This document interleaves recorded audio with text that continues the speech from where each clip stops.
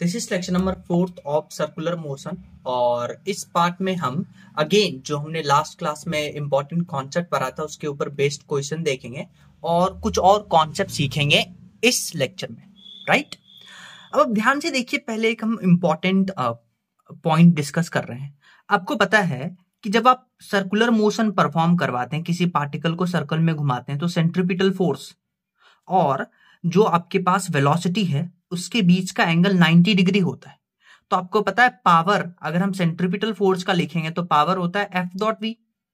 अब centripetal force और velocity आपस में 90 डिग्री है और डॉट प्रोडक्ट होता है कॉस थीटा, तो कॉस 90 होता है आपके पास 0। इसीलिए सेंट्रीपिटल फोर्स का जो पावर होगा वो 0 होगा। डन। तो हम लिख सकते हैं कि no work done by centripetal force, so no power delivered by centripetal force, yes और नो। अब एक पॉइंट सुनिए कि जब एक पार्टिकल सर्कुलर मोशन कर रहा होता है, इधर आप बोलिए कि वहां पार्टिकल जो है यूनिफॉर्म सर्कुलर मोशन है या नॉन यूनिफॉर्म सर्कुलर मोशन है, तो पार्टिकल जैसे जैसे उसका पोजीशन चेंज होता है, जैसे जैसे उसका एंगुलर डिस्प्लेसमेंट चेंज होता है, पार्टिकल पे फोर्स अलग अलग लगता है। और अगर पार्टिकल पे फोर्स अलग अलग डायरेक्शन में लग रहा है तो either the particle is doing uniform circular motion और नॉन यूनिफॉर्म सर्कुलर मोशन। जो हम मोशन बोलेंगे सर्कुलर मोशन का, उसको हमेशा एक्सेलरेटेड मोशन बुलाएंगे। So when particle is moving in a circle, whether it is uniform circular motion or non-uniform circular motion is always an accelerated motion. Done. क्यों? क्योंकि particle अगर यूनिफॉर्म सर्कुलर मोशन भी कर रहा होता है तो उस पे जो फोर्स है वो हमेशा चेंज होता रहता है। डन। तो यहां पे अगर हम एक नेक्स्ट कॉन्सेप्ट की बात करें वो है सेंट्रीफ्यूगल फोर्स। सेंट्रीफ्यूगल फोर्स क्या होता है वो सुनिए। अगर एक पार्टिकल सर्कल में घूम रहा है और आप पार्टिकल को ही ऑब्जर्वर बनाइए, मतलब आप पार्टिकल के साथ फ्रेम ऑफ रेफरेंस अटैच करिए। यानी कि मान लेते हैं आप सर्कुलर मोशन कर रहे हैं तो आपको ऐसा लगता है कि बाहर आपके ऊपर एक फोर्स लग रहा है, तो उसको बुलाते हैं सेंट्रीफ्यूगल फोर्स। और ये जो सेंट्रीफ्यूगल फोर्स है ये सेंट्रीपिटल फोर्स के बराबर ही होता है, बट डिफरेंस क्या है कि कौन से फ्रेम से हम इसको देख रहे हैं वो सबसे ज्यादा इंपॉर्टेंट है। तो सेंट्रीफ्यूगल फोर्स और सेंट्रीपिटल फोर्स का वैल्यू सेम होता है, उसको m omega I square r और mv स्क्वायर आर के बराबर लिखते हैं। डन। तो याद रखिएगा, हम बोलते हैं कि circular motion is always accelerated motion, either UCM और नॉन यूसीएम। क्यों? क्योंकि वहां सेंट्रीपिटल एक्सेलेरेशन तो होता ही होता है। डन। अच्छा देखिए, if the particle itself is in an observer it is non inertial due to accelerated motion. अगर जो है सर्कुलर मोशन एक्सेलरेटेड मोशन है तो वो तो नॉन इनर्शियल फ्रेम हो गया, और नॉन इनर्शियल फ्रेम में अगर पार्टिकल ऑब्जर्वर ही है तो उस पे क्या लगेगा? एक स्यूडो फोर्स लगेगा। उसी स्यूडो फोर्स को हम सेंट्रीफ्यूगल फोर्स कहते हैं। Done. To apply laws of motion in particle frame we have to consider a pseudo force acting opposite to its acceleration and it is known as centrifugal force, and in case of UCM it is radially outwards. ये आपको इतना समझ में आना चाहिए।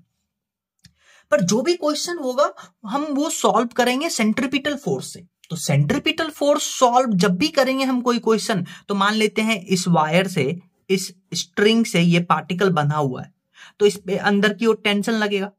Done.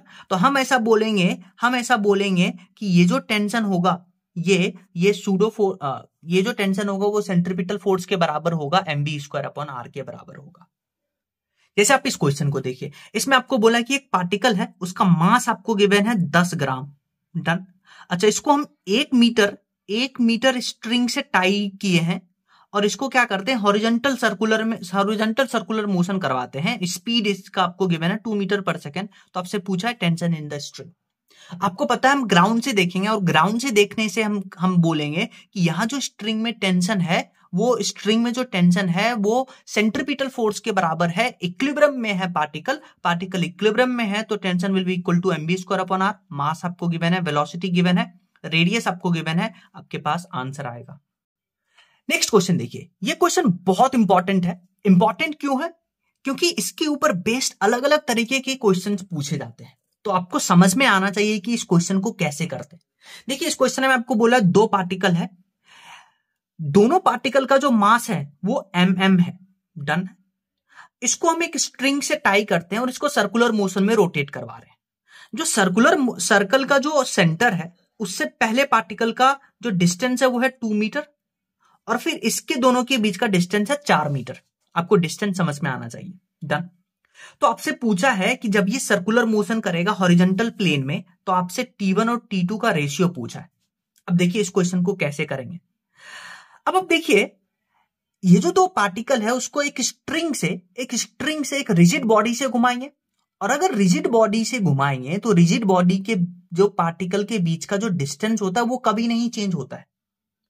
अगर कभी नहीं चेंज होता है तो हम ऐसा बोलते हैं कि जब भी एक रिजिड बॉडी को घुमाते हैं तो उसका जो एंगुलर वेलोसिटी है ओमेगा वो हमेशा जो होता है वो सेम होता है लेकिन स्पीड अलग अलग हो सकता है। तो हम ऐसा बोलते हैं कि when a rigid body rotates then angular velocity omega of each point remain same but speed remains different. ठीक है। अब आप देखिए, आप इस पार्टिकल को ध्यान से देखिए। इस पार्टिकल पे आपको क्या सोचना है कि जो रेडियली इनवर्ड फोर्स लग रहा है वो सेंट्रीपिटल फोर्स के बराबर होगा। तो इस पार्टिकल पे बताइए कौन सा रेडियली इनवर्ड फोर्स लग रहा है? T2। तो T2 जो होगा that will be equal to centripetal force. अच्छा, सेंट्रीपिटल फोर्स के अलग अलग फॉर्मूले आपको पता होना चाहिए, m ओमेगा स्क्वायर r या m v square upon r या v equal to r omega लिखते हैं। तो आप यहां पे इसको अलग अलग मॉडिफाई कर सकते हैं। तो ये फॉर्मूला हम मोस्टली यूज करेंगे। तो यहां पे इस पार्टिकल पे कैसे लगाएंगे? T2 will be equal to m omega square r के जगह पे सेंटर से डिस्टेंस लेंगे तो 4 + 2 6। डन। सिमिलरली आप इस पार्टिकल को देखिए, इस पार्टिकल पे radially inward force net radially inward force should be equal to centripetal force. तो बताइए इस पार्टिकल पे कौन कौन सा फोर्स लग रहा है? ये टेंशन इधर लगेगा तो टेंशन इधर, एक्शन रिएक्शन पेयर, और अंदर लग रहा है T1। तो कैसे लिखेंगे? नेट रेडियली इनवर्ड फोर्स यानी कि T1 - T2। तो पार्टिकल B की बात करें तो T1 - T2 equal to m omega square r के जगह पे 2m। तो यहां से देखिए T2 को उठा करके यहां डालेंगे तो T1 आएगा, फिर T1 और T2 का रेशियो लेंगे, आपके पास आंसर आएगा। सिमिलरली नेक्स्ट क्वेश्चन देखिए। अब आपके पास 3 पार्टिकल है और 3 पार्टिकल है, ये डिस्टेंस L L L। आपको बताना है कि इन तीनों टेंशन का जो रोप में लग रहा है टेंशन उसका रेशियो बताना है। तो करना क्या है? पहले आप सबसे बाहर वाले पार्टिकल को पकड़िए, इस पे नेट रेडियल फोर्स देखिए अंदर की तरफ, उसको सेंट्रीपिटल फोर्स के बराबर कर दीजिए। डन। इसका देखिए मास m है, नेट रेडियल फोर्स इस पे T3 है तो T3 will be equal to m omega square r के जगह पे क्या लेंगे? सेंटर से डिस्टेंस यानी कि 3L के बराबर। डन। फिर पार्टिकल इस पे आइए, इस पे net radially inward force should be equal to centripetal force, क्योंकि इक्विलिब्रियम में होता है, क्योंकि ग्राउंड फ्रेम से देख रहे हैं। तो बताइए अंदर तो लग रहा है T2 पर एक्शन रिएक्शन पेयर इस पे लगेगा T3। तो नेट लिखना है तो T2 - T3 m omega square r के जगह पे 2L सेंटर से डिस्टेंस। सिमिलरली इस पार्टिकल पे देखिए T1 - T2 m omega square r के जगह पे L। डन। फिर आप क्या करिए, T3 को यहां रखिए तो यहां से T2 आएगा, T2 को यहां रखिए यहां से T1 आएगा, फिर सबका रेशियो ले लीजिए। नेक्स्ट क्वेश्चन देखिए, इसमें आपको बोला है कि एक पार्टिकल का जो काइनेटिक एनर्जी है जो सर्कल में घूम रहा है, रेडियस r है सर्कल का, वो इस फंक्शन से रिलेट करता है a/s², जहां पे a जो है आपका वो कांस्टेंट है और s जो है वो डिस्टेंस है, कवर्ड डिस्टेंस पे डिपेंड कर रहा है। तो आपसे पूछा है find magnitude of net force acting on the particle. Done. अच्छा, अगर हम बात करते हैं कि एक सर्कुलर मोशन में पार्टिकल घूम रहा है तो आपको पता है एक सेंट्रीपिटल फोर्स लगता है, एक टेंजेंशियल फोर्स लगता है। वही सिंपल सा फंडा उसी से रिलेट कर रहे हैं कि एक सेंट्रीपिटल एक्सेलरेशन है, एक टेंजेंशियल एक्सेलरेशन है और नेट एक्सेलरेशन कहीं उसका दोनों का सम होगा। तो सिमिलरली हम बोल सकते हैं कि जो नेट फोर्स होगा वो होगा tangential force plus centripetal force. Done. अब आप क्या करिए, force equal to mass into acceleration होता है, मास को कॉमन ले लीजिए तो वही फंडा आ गया। Net tangential acceleration, net acceleration जो होगा सर्कुलर मोशन में वो होगा टेंजेंशियल का स्क्वायर प्लस सेंट्रीपिटल का स्क्वायर। डन। Root under. अब आप देखिए पार्टिकल का काइनेटिक एनर्जी इतना है, तो आप देखिए काइनेटिक एनर्जी को लिख सकते हैं ½ mv²। तो यहां से देखिए जो वेलोसिटी है वो डिस्टेंस से डिपेंड कर रहा है, यानी वेलोसिटी चेंज हो रहा है। और अगर वेलोसिटी चेंज हो रहा है तो हम बोलेंगे कि ये पार्टिकल अगर सर्कुलर मोशन कर रहा है तो वहां टेंजेंशियल एक्सेलरेशन भी होगा। अच्छा, टेंजेंशियल एक्सेलरेशन निकालने के लिए आपको अलग अलग फॉर्मूला पता है। एक जो बेस्ट फॉर्मूला यूज करते हैं वो होता है v dv/ds, कब? जब वेलोसिटी डिस्प्लेसमेंट का फंक्शन हो, या v dv अपॉन dt। कब? जब वेलोसिटी डिस्प्लेसमेंट का फंक्शन है। तो वेलोसिटी अभी टाइम का फंक्शन है, वेलोसिटी अभी डिस्प्लेसमेंट का फंक्शन है, ये फॉर्मूला यूज करेंगे। v के जगह पे ये रखिए dv अपॉन ds, इसका डिफरेंशिएशन करेंगे तो आपके पास ये आएगा। तो देखिए टेंजेंशियल एक्सीलरेशन ये आ गया। सेंट्रीपिटल एक्सीलरेशन निकालने के लिए v square upon r, v कितना है इतना, इसका स्क्वायर अपॉन r, डन। तो सेंट्रीपिटल एक्सीलरेशन आ गया, यहां वैल्यू रखिएगा, आपके पास आंसर आएगा। नेक्स्ट क्वेश्चन देखिए, इसमें आपको बोल रहा है कि एक पार्टिकल जो है सर्कल में घूम रहा है, उसका रेडियस r है, डन। अच्छा, बोला इसका सेंट्रीपिटल एक्सेलरेशन जो है वो इस रिलेशन से वेरी करता है। सेंट्रीपिटल एक्सेलरेशन इस पार्टिकल का इस रिलेशन से वेरी करता है, के कांस्टेंट है। तो आपसे पूछा find power dissipated in delivered to the particle. आपसे पूछा कि कितना पावर डिलीवर्ड होगा जब ये पार्टिकल सर्कुलर मोशन में घूमेगा। अब आप ध्यान से सोचिए कि जो पावर है वो किसके कारण से आएगा, कौन से फोर्स के कारण से आएगा। सेंट्रीपिटल फोर्स के कारण से तो पावर आता नहीं है, क्योंकि सेंट्रीपिटल फोर्स और वेलोसिटी परपेंडिकुलर होंगे, पावर 0 होगा। तो कहीं ना कहीं आपको इक्वेशन गिवन तो है सेंट्रीपिटल फोर्स का, पर यहां टेंजेंशियल फोर्स पक्का पक्का प्रेजेंट होगा, तभी आपसे पावर पूछा है। तो उसको कैसे पता करेंगे? देखिए, सेंट्रीपिटल एक्सेलरेशन आपको गिवन है इतना। सेंट्रीपिटल एक्सेलरेशन का फॉर्मूला होता है v स्क्वायर अपॉन r, यहां पुट करिए। तो देखिए वेलोसिटी टाइम के साथ चेंज हो रहा है, और अगर वेलोसिटी टाइम के साथ चेंज हो रहा है तो हम बोलते हैं कि यहां टेंजेंशियल एक्सेलरेशन भी होगा। और अगर टेंजेंशियल एक्सेलरेशन होगा तो टेंजेंशियल एक्सेलरेशन हमेशा टेंजेंट के अलोंग लगता है, तो वेलोसिटी और टेंजेंशियल एक्सेलरेशन पैरेलल होंगे तो पक्का पक्का पावर लगेगा, डन। तो अब आप निकाल लेते हैं टेंजेंशियल एक्सेलरेशन। वेलोसिटी टाइम के फंक्शन में टेंजेंशियल एक्सेलरेशन होता है dv अपॉन dt, तो इसका डिफरेंशिएशन करिएगा तो आ जाएगा टेंजेंशियल एक्सेलरेशन। और टेंजेंशियल एक्सेलरेशन आएगा तो फोर्स भी आ जाएगा। फोर्स होता है मास इंटू एक्सेलरेशन, सिर्फ मास से मल्टीप्लाई कर दीजिए। फोर्स आ गया, टेंजेंशियल फोर्स, वेलोसिटी आपको गिवन है, दोनों को मल्टीप्लाई, वेलोसिटी आपको कैलकुलेट कर चुके हैं, दोनों को मल्टीप्लाई कर दीजिए, पावर आएगा। नेक्स्ट हम क्या करते हैं, जो यूनिफॉर्म सर्कुलर मोशन है, नॉन यूनिफॉर्म सर्कुलर मोशन है, उसको एक बार डिफरेंशिएट करते हैं। आपको पता है यूनिफॉर्म सर्कुलर मोशन जैसे ही हम बोलते हैं तो हम बोलते हैं कि वहां टेंजेंशियल एक्सेलरेशन 0 होगा, अल्फा 0 होगा, और जो एंगुलर वेलोसिटी होगा वो कांस्टेंट होगा। और अगर पार्टिकल सर्कुलर मोशन में घूम रहा है तो वहां पक्का पक्का सेंट्रीपिटल एक्सेलरेशन तो होगा, यानी कि जो नेट एक्सेलरेशन होगा वो सिर्फ और सिर्फ सेंट्रीपिटल एक्सेलरेशन के बराबर होगा। अगर टेंजेंशियल एक्सेलरेशन 0 है तो टेंजेंशियल फोर्स भी 0 होगा, पर सेंट्रीपिटल फोर्स होगा क्योंकि सेंट्रीपिटल एक्सेलरेशन है।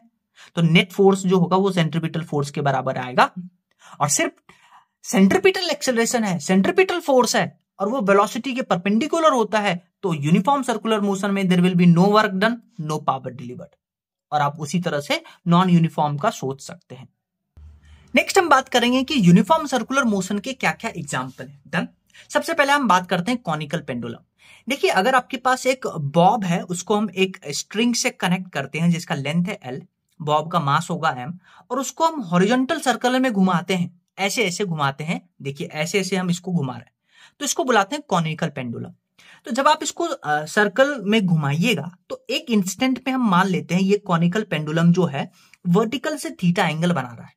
तो हम क्या करना चाहते हैं कि इस कॉनिकल पेंडुलम का टाइम पीरियड कैलकुलेट करना चाहते हैं। तो उसके लिए हम क्या करेंगे, इस कॉनिकल पेंडुलम के बॉब पे जितने भी नेचुरल फोर्सेस हैं उसको हम ड्रॉ करेंगे। तो आपको पता है नीचे लगेगा mg, रोप है तो लगेगा टेंशन, ये एंगल थीटा होगा तो ऑपोजिट से ये एंगल थीटा हो जाएगा। अब आप देखिए, इस टेंशन का वर्टिकल कंपोनेंट हो जाएगा t cos थीटा और हॉरिजॉन्टल कंपोनेंट हो जाएगा t sin theta.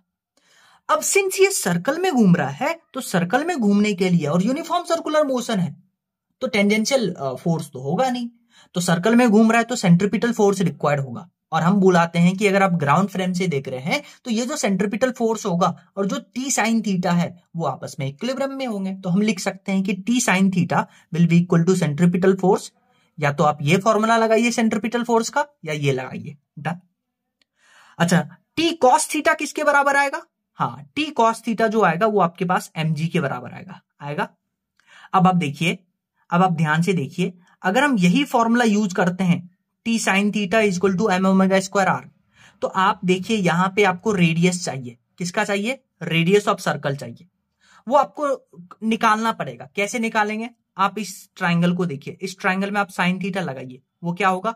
Perpendicular upon hypotenuse. Perpendicular क्या है? रेडियस के बराबर। हाइपोटेन्यूज क्या है? हाँ, हाइपोटेन्यूज क्या है? Length of the string. तो ये आ गया। तो यहां से रेडियस ऑफ सर्कल लिख सकते हैं एल साइन थीटा। एल क्या है? स्ट्रिंग का लेंथ। थीटा क्या है? एंगल वर्टिकल से। तो आप क्या करिए, आर के जगह पे आप ये फॉर्मूला रखिए, तो आपके पास टी साइन थीटा इतना आएगा। टी कॉस थीटा निकाल चुके थे, डन। तो देखिए टी साइन थीटा खत्म। तो यहां देखिए ये टेंशन दोनों को डिवाइड कर दीजिए, डिवाइड कर दीजिएगा तो आपके पास देखिए टेंशन खत्म। तो यहां से देखिए ओमेगा आ जाएगा root under G upon L cos theta, और ओमेगा होता है आपके पास 2 पाई अपॉन टी। तो यहां से टाइम पीरियड आ जाएगा 2 pi root under L cos theta upon g. L क्या है? स्ट्रिंग का लेंथ। जी क्या आपको पता है? ग्रेविटेशनल कांस्टेंट, और कॉस थीटा, डन।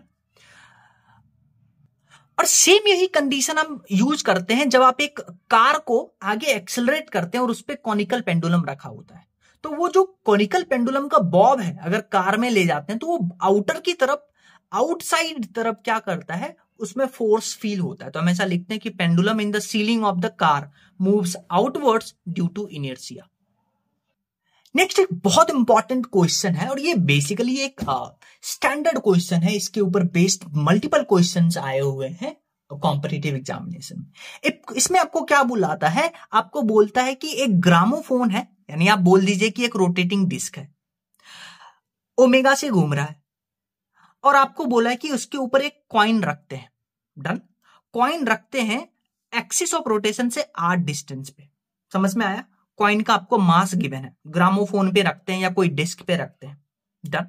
और आपको बोला कि ग्रामोफोन का जो सरफेस है और कॉइन के बीच का जो कोफिशिएंट ऑफ फ्रिक्शन है वो है म्यू एस। तो आपसे पूछा है कि आप वो कंडीशन बताइए कि जब ये ग्रामोफोन घूम रहा होगा तो कॉइन जब उस पे घूम रहा होगा तो कॉइन सर्कल में घूम रहा होगा और उसके ऊपर सेंट्रीफ्यूगल फोर्स लगेगा तो कॉइन स्लिप होना चाहेगा। तो वो कंडीशन बताइए जिससे कॉइन जो है वो स्लिप ना करे। अब देखिए ध्यान से सुनिए, एनालाइज करिए यहां फोर्स को।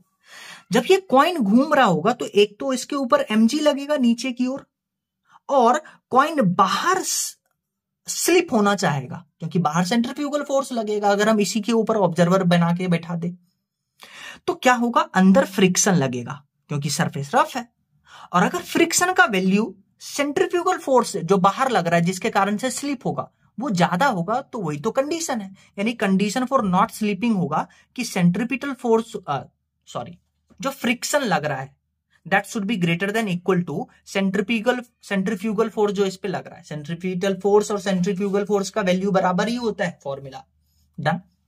तब आप देखिए लिमिटिंग फ्रिक्शन को लिख सकते हैं म्यू इंटू एन, एन की जगह पे mg। तो यहां से देखिए m से m खत्म, तो यहां से देखिए omega square R should be less than equal to mu s into जी।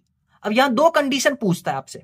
एक पूछता है, मान लेते हैं कि ये जो डिस्टेंस है कॉइन का एक्सिस ऑफ रोटेशन से वो कांस्टेंट है, पर हम जो डिस्क है उसको ओमेगा से उसका ओमेगा वेरिएबल करते हैं, या तो स्पीड बढ़ा देंगे या स्पीड घटा देंगे, तो ये कंडीशन बनता है। तब आप बताइए कि स्लिप नहीं होने का कंडीशन है, तो हम मैक्सिमम फंडा लगाएंगे। क्या मैक्सिमम फंडा है? Omega square maximum equal to R equal to mu S G. Condition है स्लिप नहीं होने का, तो ओमेगा मैक्स आ जाएगा root under mu S G upon R. ये क्या है? Coefficient of friction. ये आर क्या है? वो कॉइन का डिस्टेंस है जहां से एक्सिस ऑफ रोटेशन से रखा गया। फिर पूछता है कि हम डिस्क को सेम ओमेगा से ही घुमा रहे हैं पर कॉइन का अलग अलग जो है रेडियस चेंज कर रहे हैं। तो अब आप देखिए ओमेगा कांस्टेंट पर आर वेरिएबल, तो यहां ओमेगा को सेम ही रखिए, आर मैक्स कर दीजिए तो म्यू एस इंटू जी, तो आर मैक्स आ गया mu S G upon omega square, done. Next इसमें एक कॉन्सेप्ट आता है रोटेटिंग ड्रम का। रोटेटिंग ड्रम में क्या करते हैं, इसमें या तो कोई आदमी या ब्लॉक रखते हैं और इस ड्रम को रोटेट करते हैं ओमेगा से।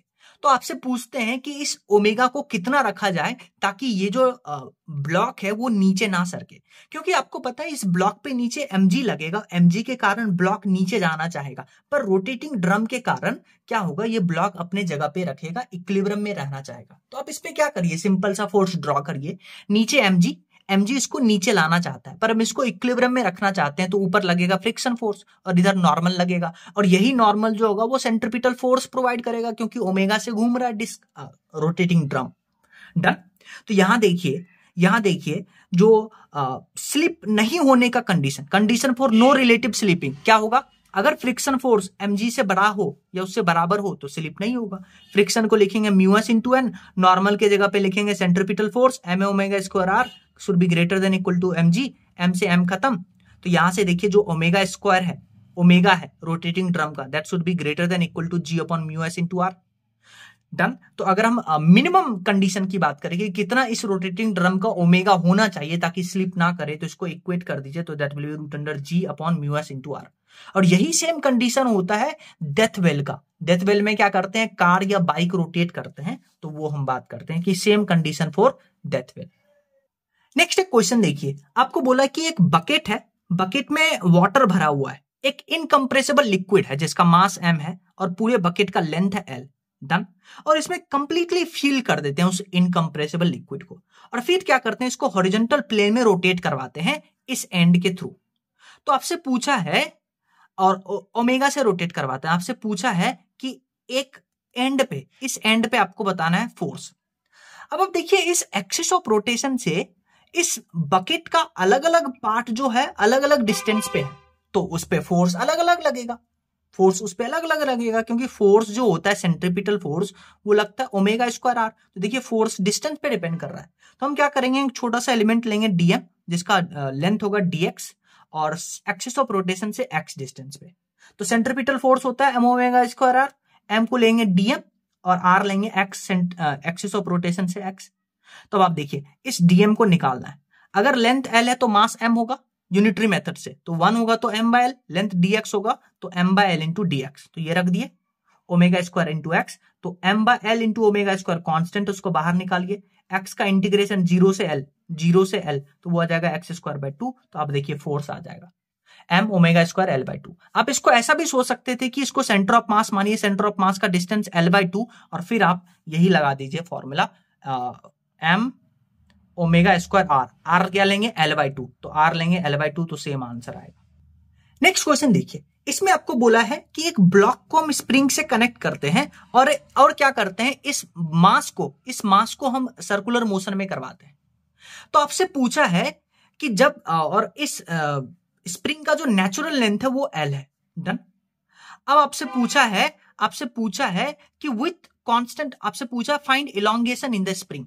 अच्छा देखिए सबसे पहले ये समझिए कि स्प्रिंग में इलॉन्गेशन क्यों आएगा, क्योंकि जैसे ही आप इसको सर्कुलर मोशन में घुमाएंगे तो इस पे बाहर सेंट्रीफ्यूगल फोर्स लगेगा, जिसके कारण से बाहर फोर्स लगने के कारण जो स्प्रिंग का नेचुरल लेंथ है एल वो इंक्रीज करेगा, क्योंकि बाहर फोर्स लग रहा है। डन। क्या करिए, सिंपल सा फंडा, आप इस पे फोर्स ड्रॉ करिए। देखिए इस पे फोर्स, स्प्रिंग क्या करेगा, ये बाहर इलॉन्गेट होना करता है, तो स्प्रिंग क्या करेगा, अंदर की तरफ के एक्स फोर्स लगाएगा। अब यही के एक्स फोर्स जो होगा वो सेंट्रीपिटल फोर्स के बराबर होगा एम ओमेगा स्क्वायर आर।